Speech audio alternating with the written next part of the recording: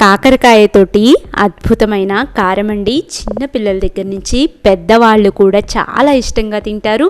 చేదనేది అస్సలకి ఉండదు. అలాగే ఒక్కసారి కనుక మనం ఈ కారం తయారు చేసి పెట్టుకుంటే నెల రోజుల దాకా నిల్వ ఉంటుంది. ఈ కాకరకాయ కారాన్ని ఎలా తయారు చేసుకోవాలో చూద్దామా? Hi friends, welcome to crazy recipes. నేను మీ మాదిరిని. ఇక్కడ నేను కొలతతో సహా మీకు మెజర్మెంట్ అనేది చెప్తున్నాను. ఇక్కడ నేను 1/2 కిలో పచ్చి కాకరకాయలని తీసుకున్నాను. కాకరకాయల పైన మనకి ఇలాగ గుణుపులు ఉంటాయి కదండి, వాటిని పైన చెక్కు అనేది తీసేయాలన్నమాట. చెక్కు తీసేశాక వీటికి ఉన్న సైడ్స్ మొత్తాన్ని కూడా మనం కట్ చేసేయాలి. సైడ్స్ కట్ చేశాక ఇలాగా మనం రౌండ్గా చక్రాల్లాగా తరుక్కోవాలి. మొత్తాన్ని కూడా ఒకటేసారి ఇలాగ రౌండ్గా చక్రాల్లాగా సన్న ముక్కలుగా తరుక్కోండి. కాకరకాయలు మాత్రం పచ్చిగా ఉన్నాయి తీసుకోండి, అప్పుడే మీకు రుచిగా ఉంటుంది.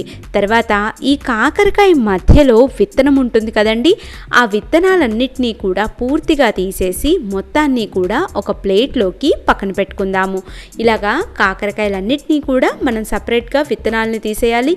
విత్తనాల వల్ల చేదు అనేది వస్తుంది. ఇలాగ చేస్తే చేదు లేకుండా చాలా రుచిగా ఉంటుంది. ఇప్పుడు దీంట్లోకి 2 స్పూన్లు నూనె, కాకరకాయ మొత్తానికి ఇదే నూనెని మనం వాడుతున్నామన్నమాట. ఈ నూనె లైట్గా వేడయ్యాక ఇప్పుడు దీంట్లోకి ముందుగా మనం చక్రాలుగా ముక్కలుగా కట్ చేసుకున్న కాకరకాయ మొత్తాన్ని కూడా యాడ్ చేయాలి. ఇలాగా కాకరకాయ అంతా వేశాక అన్ని వైపులకి తిప్పుకుంటూ మనం బాగా ఫ్రై అయ్యేలాగా చూసుకోవాలి. అంటే ఇప్పుడు మనకి వడియాలు వేగుతాయి కదండి, అలాగే క్రిస్పీగా వేగాలి. ఇది క్రిస్పీగా తొందరగా వేగాలంటే దీంట్లోకి ఒక 1/2 స్పూను ఉప్పుని, అలాగే 1/2 స్పూను పసుపుని కూడా యాడ్ చేద్దాము. ఉప్పు పసుపు వేయటం వల్ల మనకి చాలా తొందరగా ఇదంతా కూడా మగ్గిపోతుంది. కానీ ఫ్లేమ్ని మాత్రం మీరు లోలో కానీ మీడియంలో కానీ అడ్జస్ట్ చేసుకొని పెట్టుకోండి. ఎందుకంటే హైలో పెట్టుకుంటే కాకరకాయ మాడిపోతుంది కానీ వేగదు. కనీసం మనకి 7 నుంచి 8 నిమిషాల టైం పడుతుందండి. కానీ కొంచెం ఓపికగా చేసుకుంటే దీని రుచి మాత్రం అద్భుతంగా ఉంటుంది. మధ్యలో ఇలాగ తిప్పుతూ ఉండండి. కంటిన్యూస్గా మీరు తిప్పాల్సిన అవసరం లేదు. ఇలాగా మనం కొంచెం సేపు ఆగి చూస్తే చూసారా, మనకి ఆల్మోస్ట్ ఆఫ్ ఆల్ వేగిపోయినాయి. ఇంకొక 2 నిమిషాల పాటు ఇలాగ ఫ్రై చేసుకుందాం. చూసారా, ఇప్పుడు నేను వీడియోలో చూపిస్తున్నట్టుగా ఇలాగా అన్నీ కూడా బాగా వేగాలి. ఇప్పుడు వెంటనే స్టవ్ ఆఫ్ చేసేసి ఈ కాకరకాయ ముక్కలు మొత్తాన్ని కూడా మనం వేరొక ప్లేట్లోకి తీసి పక్కన పెట్టుకుందాము. కాకరకాయ ముక్కలన్నీ కూడా పూర్తిగా చల్లారాలండి. ఆ తర్వాతే మనం మిక్సీలోకి వేసుకొని పౌడర్ లాగా తయారు చేసుకోవాలి. ఇప్పుడు ఇదే బాండీలోకి మనం ఇంకొన్ని మసాలా దినుసుల్ని అలాగే పప్పుల్ని కూడా వేయించుకుందాము. ఇంకా దీంట్లోకి మనం నూనెని వేయాల్సిన అవసరం లేదండి, ఆ నూనె తేమే సరిపోతుంది. దీంట్లోకి ఇక్కడ నేను ఒక 1/2 కప్పు కన్నా కొంచెం తక్కువ పల్లీలను తీసుకున్నాను. అంటే ఒక 2 స్పూన్లు పల్లీలను మాత్రమే తీసుకున్నానండి. ఇవి సరిపోతాయి. పల్లీలన్నీ కూడా అన్ని వైపులకి తిప్పుకుంటూ ముందుగా 2 నిమిషాల పాటు వేగేలాగా చూసుకుందాం. ఎందుకంటే పల్లీలు వేగటానికి కొంచెం టైం పడుతుంది.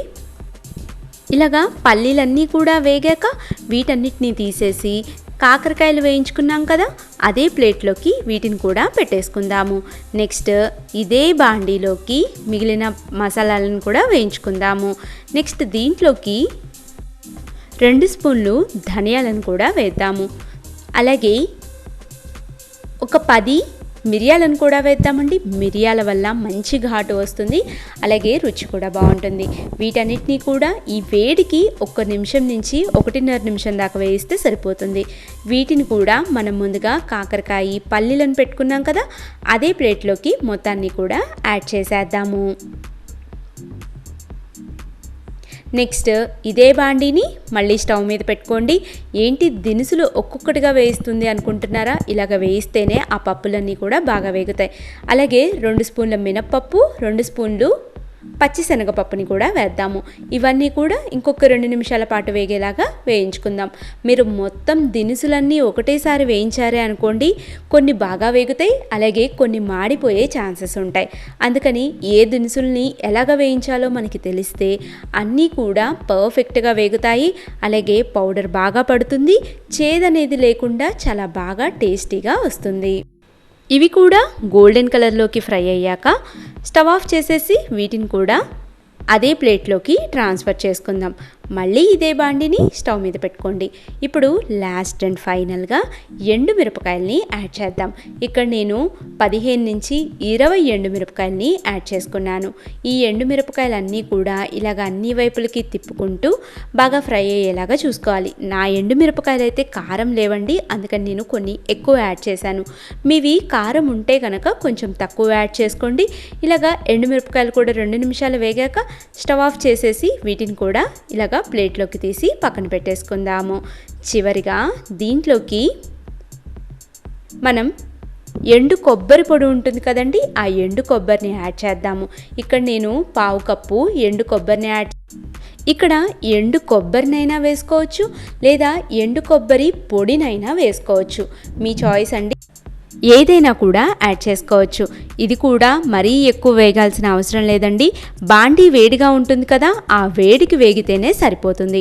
ఇలాగా 2 నిమిషాల పాటు వేయించుకొని వెంటనే స్టవ్ ఆఫ్ చేసేసి దీని మొత్తాన్ని కూడా మనం ఆ ప్లేట్లోకి ట్రాన్స్ఫర్ చేసుకొని అన్నీ కూడా పూర్తిగా చల్లారేలాగా చూసుకోవాలి. ఇప్పుడు ఇవన్నీ కూడా పూర్తిగా చల్లారిపోయినాయి కదా, ఇప్పుడు వీటి మొత్తాన్ని కూడా మనం మిక్సీ జార్లోకి యాడ్ చేసుకోవాలి. ఇప్పుడు దీని మొత్తానికి సరిపడా 1/2 స్పూను ఉప్పుని యాడ్ చేద్దాం. ముందుగా మనం 1/2 స్పూను ఉప్పును వేసాం కదండి, ఆ ఉప్పు కూడా దీంట్లో ఉంటుంది, అందుకని 1/2 స్పూను ఉప్పు వేసుకుంటేనే సరిపోతుంది. అలాగే 2-3 రెమ్మలు చింతపండును కూడా వేద్దాము. ఈ టేస్ట్లన్నీ కూడా బ్యాలెన్స్ అవ్వటానికి రవ్వంతా బెల్లాన్ని వేయాలండి. బెల్లం మాత్రం మీరు ఖచ్చితంగా వేసి తీరండి, అప్పుడే టేస్టీగా ఉంటుంది. దీని మొత్తాన్ని కూడా ఇలాగా మనం మెత్తటి పౌడర్ లాగా తయారు చేసుకోవాలి. ఇలాగ పౌడర్ లాగా తయారు చేశాక దీంట్లోకి ఇప్పుడు మనం వెల్లుల్లిపాయ రెబ్బల్ని యాడ్ చేసుకోవాలి. వీటిని చివరిగా వేస్తేనే దాని ఫ్లేవర్ అంతా కూడా బాగా ఉంటుందండి, అందుకే లాస్ట్ అండ్ ఫైనల్ వెల్లుల్లిపాయలు వేసి ఇంకొకసారి మిక్సీ పట్టుకుంటే టేస్టీ కొత్తిమీరాకు కారం పొడి తయారైపోయినట్టే. దీన్ని మనం 8 కంటైనర్లో కనుక స్టోర్ చేసుకున్నామే అనుకోండి, మనకి నెల రోజుల దాకా నిల్వ ఉంటుంది. చక్కగా ఇడ్లీలోకి, దోశల్లోకి, అలాగే వేడివేడి అన్నంలోకి తింటే చాలా బాగుంటుంది. నా వీడియో మీకు నచ్చింది అనుకుంటున్నాను. నచ్చినట్లయితే ఒక లైక్ చేయండి. మీ ఫ్రెండ్స్ తోటి, ఫ్యామిలీ మెంబర్స్ తోటి కూడా షేర్ చేయండి. ఇలాంటి మరిన్ని లేటెస్ట్ వీడియోస్ కోసం క్రేజీ రెసిపీస్ని సబ్స్క్రైబ్ చేయండి. పక్కనున్న గంట సింబల్ని కూడా యాక్టివేట్ చేయండి. Thank you.